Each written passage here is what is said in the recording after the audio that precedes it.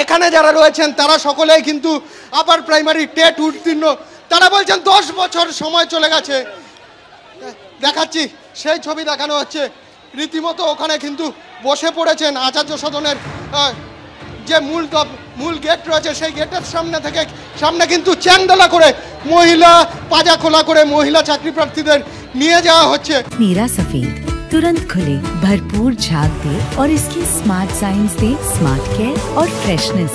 मेरी चॉइस मेरा सफेद। পাজা খোলা করে নিয়ে যাওয়া হচ্ছে। দেখা যাচ্ছে ধস্তাধস্তির পরিস্থিতি, অসুস্থ হয়ে পড়েছেন। অসুস্থ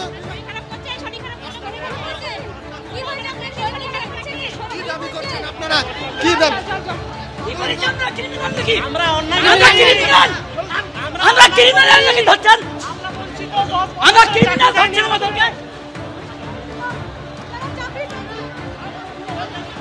বাস ভর্তি করে নিয়ে যাওয়া হচ্ছে, বাস ভর্তি করে।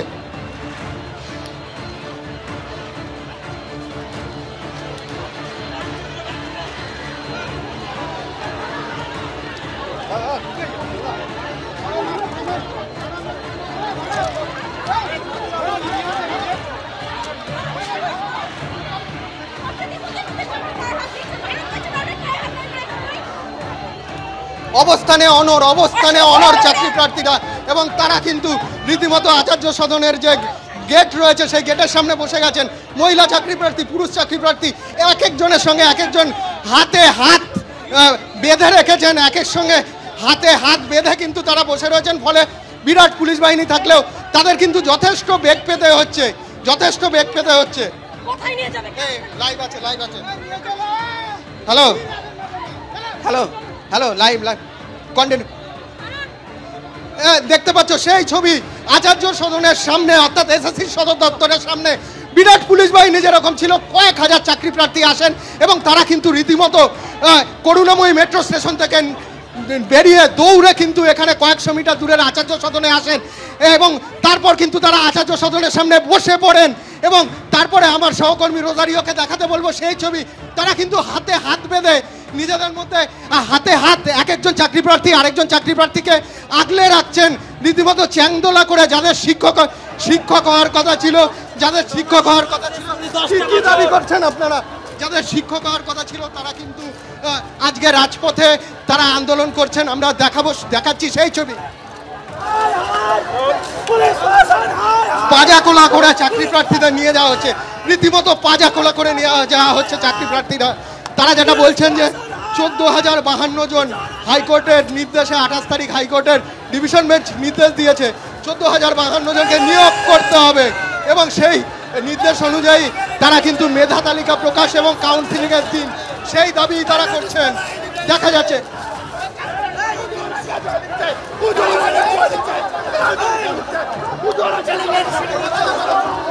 পুজোর আগে জয়েনিং চাই, একটাই কথা তারা বলছে, পুজোর আগে জয়েনিং চাই এবং সেই দাবিতে রাস্তায় শুয়ে পড়েছেন চাকরি প্রার্থীরা। আমার সহকর্মী রোজারিও সেই ছবি দেখাচ্ছে, শুয়ে পড়েছেন।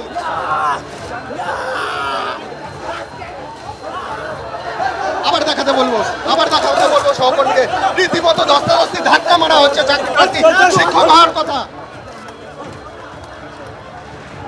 কলার ধরে নিয়ে যাওয়া হচ্ছে চাকরি প্রার্থী যারা শিক্ষক হবেন হাইকোর্টের নির্দেশ অনুযায়ী। তাদের 25 তারিখের মধ্যে মেধা তালিকা প্রকাশ এবং কাউন্সিলিংয়ের দিন ঘোষণার কথা এবং সেই দাবি নিয়েই কিন্তু তারা এসেছিলেন। এবং আজকে এসএসসি অফিসের তরফ থেকে, এসএসসি কর্তৃপক্ষের তরফ থেকে যেটা বলা হয় যে আমরা কথা বলবো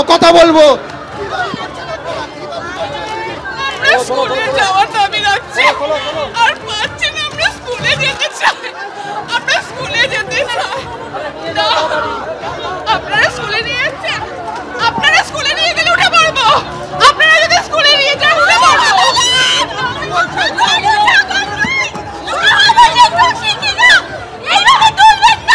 কাঁদছেন হবু শিক্ষকেরা, রাজপথে কাঁদছেন, সল্ট লেকে কাঁদছেন হবু শিক্ষকেরা।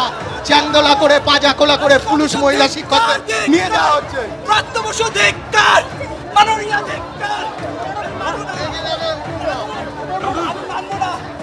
মানবো না, আমি উঠবো না, আমার লাঠি পিটা করুন।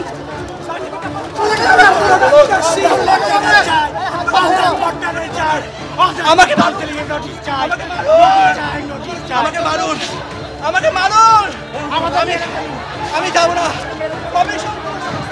মাজা কোলে করে নিয়ে যাওয়া হচ্ছে, উঠতে চাইছেন না। ওদেরকে গ্রেফতার করুন, আমাদের কেন? আমরা বন্দুক আনি নাই, আমরা বোমা আনি নাই। হাজার হাজার চাকরি প্রার্থী তারা বলছেন যে তারা শান্তিপূর্ণ অবস্থান করছিলেন এবং নিয়োগের দাবিতে। দেখাচ্ছি সেই ছবি, দেখাচ্ছি রীতিমতো কান্নায় ভেঙে পড়ছেন চাকরি প্রার্থীরা। আমাদের কাউন্সিলিং এর অর্ডার দিতে হবে, আমরা যাব না।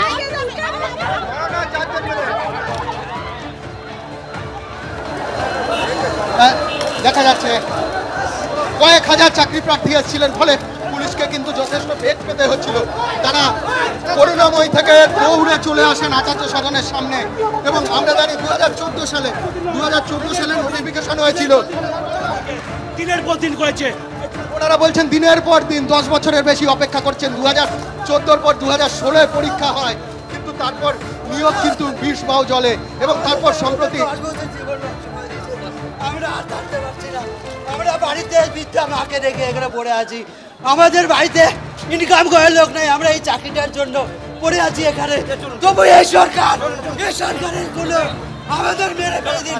এই দিন পড়ার দিকে ন্যায় ভেঙে পড়ছেন হবু শিক্ষকেরা, যারা 1 মাস বা 1.5 মাস পরে তারা কিন্তু 1 মাস বা 1.5 মাস পরে কিন্তু তারা চাকরি পাওয়ার কথা। তাদের রাজ্যের 5ম থেকে 8ম শ্রেণী রাজ্যের বিদ্যালয়গুলোয় তাদের কিন্তু পঠন পাঠনের দায়িত্ব নেওয়ার কথা।